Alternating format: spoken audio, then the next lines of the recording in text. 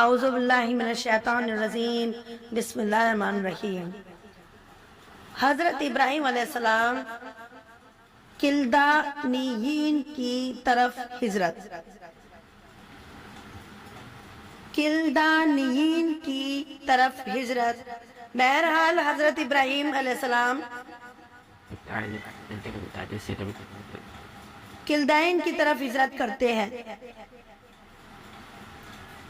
بادشاہ کو اسلام کی دعوت اور آپ کو سزا کے لیے تیار کی ہوئی آگ کا ٹھنڈا ہو جانا۔ آئیے اس علیہ السلام کی ہجرت ہاجرہ، حضرت بی بی ہاجرہ کی مختصر سیرت اور پرندوں کے زندہ ہونے والے عبرتناک واقعے پر غور کرتے ہیں۔ کلدائن کی طرف ہجرت۔ بہرحال حضرت ابراہیم علیہ السلام اپنے باپ آزر اور قوم سے جدا ہو کر فرات کے مغربی کنارے کے قریب ایک بستی میں چلے گئے جو آج کلدانیین کے نام سے مشہور ہے۔ یہاں کچھ دنوں آرام کیا اور قیام کیا اور حضرت لوط علیہ السلام اور حضرت سارہ دونوں سفر میں ساتھ رہے۔ کچھ دنوں کے بعد یہاں سے حران یا ہاران کی طرف چلے گئے اور وہاں دین اسلام کی تبلیغ شروع کر دی، مگر اس مدت میں برابر اپنے باپ آزر کے لیے بارگاہ الہی میں استغفار کرتے اور ان کی ہدایت کے لیے دعا مانگتے رہے، اور یہ کچھ اس لیے کیا کہ نہایت دل کے نرم اور رحیم اور بہت ہی نرم دل اور بردبار تھے، اس لیے آزر کی طرف سے ہر قسم کی عداوت کے مظاہروں کے باوجود انہوں نے آزر سے یہ وعدہ کیا تھا کہ اگرچہ میں تجھ سے جدا ہو رہا ہوں اور افسوس کہ تو نے اللہ کی رشد و ہدایت پر توجہ نہ کی، پھر بھی میں برابر تیرے حق میں اللہ کی مغفرت کی دعا کرتا رہوں گا۔ آخرکار حضرت ابراہیم کو اللہ کی وعد نے مطلع کیا اور آزر ایمان لانے والا نہیں ہے، اور یہ انہی لوگوں میں سے ہے جنہوں نے اپنی نیک استعداد کو فنا کر کے خود کو اس کا مصداق بنا دیا۔ اللہ نے مہر لگا دی ان کے دلوں پر اور ان کے کانوں پر اور ان کی آنکھوں پر۔ پردہ ہے البقرہ 2.7۔ حضرت ابراہیم کو جب یہ معلوم ہو گیا تو آپ نے آزر سے اپنے الگ ہونے کا صاف اعلان کر دیا۔ فلسطین کی اور ہجرت۔ فلسطین کی طرف ہجرت کرتے ہیں حضرت ابراہیم علیہ السلام۔ حضرت ابراہیم علیہ السلام اس طرح تبلیغ کرتے کرتے فلسطین پہنچ گئے۔ اس سفر میں بھی ان کے ساتھ حضرت سارہ، حضرت لوط علیہ السلام اور لوط کی بیوی تھی۔ حضرت ابراہیم علیہ السلام فلسطین کے مغربی حصے میں ٹھہرے۔ اس زمانے میں یہ علاقہ کنعانیوں کے اقتدار میں تھا۔ پھر قریب ہی شکم نابلس میں چلے گئے اور وہاں کچھ دنوں تک ٹھہرے۔ اس کے بعد یہاں بھی زیادہ دنوں تک قیام نہیں فرمایا اور مغرب کی طرف ہی بڑھتے چلے گئے، یہاں تک کہ مصر تک جا پہنچے۔ حضرت حاجرہ رضی اللہ تعالیٰ عنہ کی مختصر سیرت۔ تمام روایتوں سے اس قدر یقینی معلوم ہوتا ہے کہ حضرت ابراہیم علیہ السلام سے اپنی بیوی سارہ اور اپنے بھتیجے حضرت لوط علیہ السلام کے ساتھ مصر تشریف لے گئے۔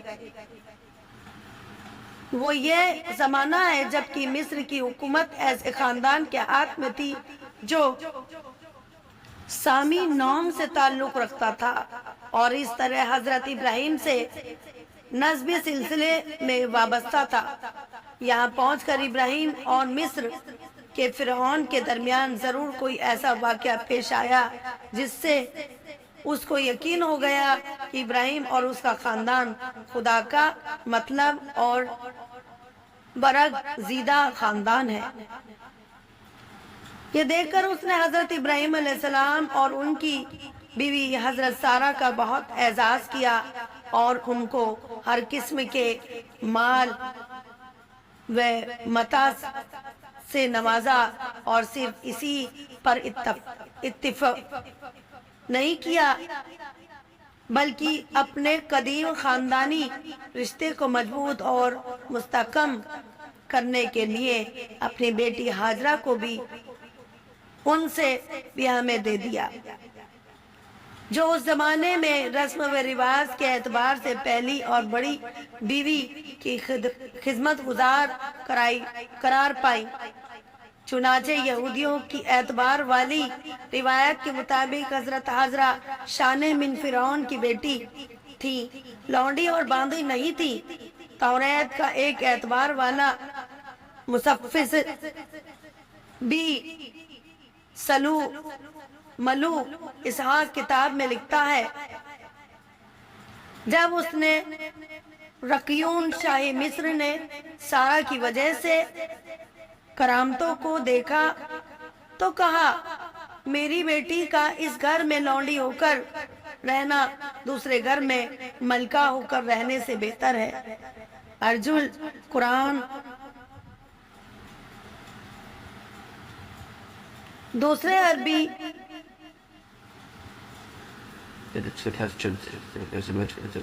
زبان میں حاضرہ کے معنی کے لحاظ سے قیاس کے قریب زیادہ یہی ہے کہ چونکہ یہ اپنے وطن مصر سے جدا ہو کر یا ہجرت کر کے حضرت ابراہیم علیہ السلام کی شریک حیات اور حضرت سارہ کی خدمت گزار بنی، اس لیے حاجرہ کہلائی، اور توریت میں حاجرہ کو صرف اسی لیے لونڈی کہا گیا کہ شاہ مصر نے ان کو سارہ اور حضرت ابراہیم علیہ السلام کے سپرد کرتے ہوئے کہا تھا کہ سارہ کی خدمت گزار رہے گی۔ رد مطلب نہ تھا کہ وہ لونڈی زاریہ کے معنی میں ہے۔ پرندوں کا زندہ ہونے والا عبرتناک واقعہ۔ حضرت ابراہیم علیہ السلام کی زندگی کے کچھ واقعے ان کے بیٹوں حضرت اسماعیل علیہ السلام اور حضرت اسحاق سے جڑے ہوئے ہیں۔ مناسب سمجھا گیا ہے کہ ان واقعوں کو ان دونوں نبیوں کے حالات میں ہی بیان کیا جائے۔ یہی حال ان واقعوں کا ہے جن کا تعلق ان کے بھتیجے حضرت لوط علیہ السلام سے ہے۔ البتہ حیات بعدل ممات، مرنے کے بعد کی زندگی سے متعلق واقعہ یہاں بیان کیا جاتا ہے۔ حضرت ابراہیم علیہ السلام کو چیزوں کی حقیقت معلوم کرنے کی تلاش اور طلب کا طبعی ذوق تھا، اور وہ ہر چیز کی حقیقت تک پہنچنے کی کوشش کو اپنی زندگی کا خاص مقصد سمجھتے تھے، تاکہ ان کے ذریعے ایک ہی ذات اللہ کا جل جلالہ یہ ہستی، ان کے ایک ہونے اور ان کی مکمل قدرت کے بارے میں علم الیقین، یقین کی حد تک علم کے بعد حق الیقین، یقین کی حد حاصل کر لیں۔ اس لیے حضرت ابراہیم علیہ السلام نے حیات بعد الممات یعنی مر جانے کے بعد جی اٹھنے کے متعلق اللہ تعالیٰ سے یہ سوال کیا کہ وہ کس طرح ایسا کرے گا۔ اللہ تعالیٰ نے ابراہیم سے فرمایا، اے ابراہیم، کیا تم اس مسئلے پر یقین اور ایمان نہیں رکھتے؟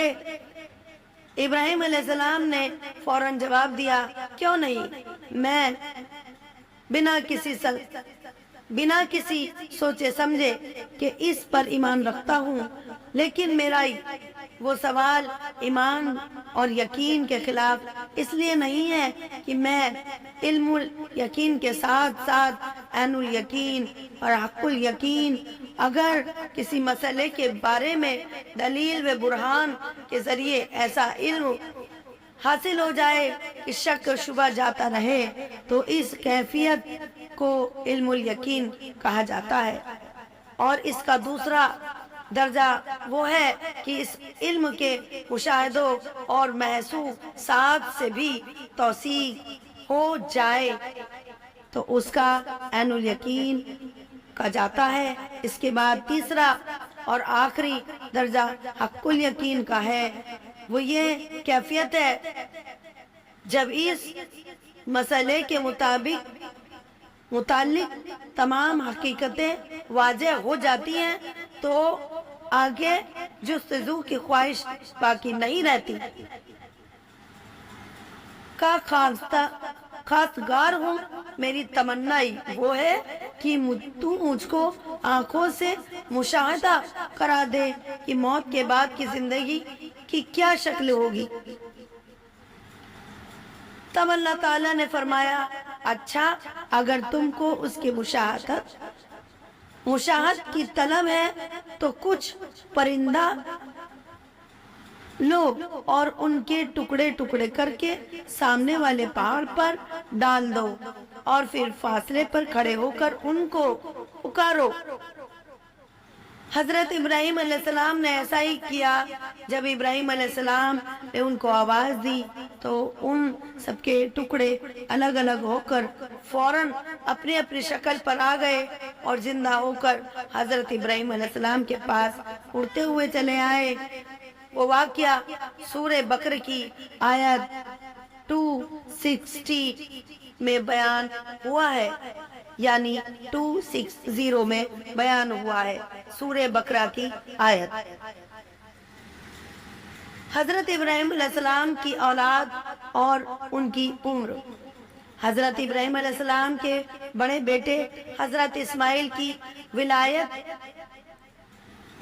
کی ولادت کے وقت ان کی عمر 87 یعنی 87 سال تھی، اور دوسرے بیٹے حضرت اسحاق کی ولادت کے وقت ان کی عمر پورے 100 سال کی تھی۔ حضرت ابراہیم علیہ السلام نے حضرت سارہ اور حضرت ہاجرہ کے علاوہ ایک اور شادی کی جن سے ان کے یہاں 6 بیٹے ہوئے۔ ان کی نسل اپنی ماں کے نام پر بنی کتورہ کہلائی۔ حضرت ابراہیم کی کل عمر 175 سال ہوئی۔ وہ حبرون یروشلم کے قریب ایک جگہ میں دفن کیے گئے ہیں۔ انشاءاللہ تعالی حضرت اسماعیل علیہ السلام کا ذکر آگے بتاتی ہوں۔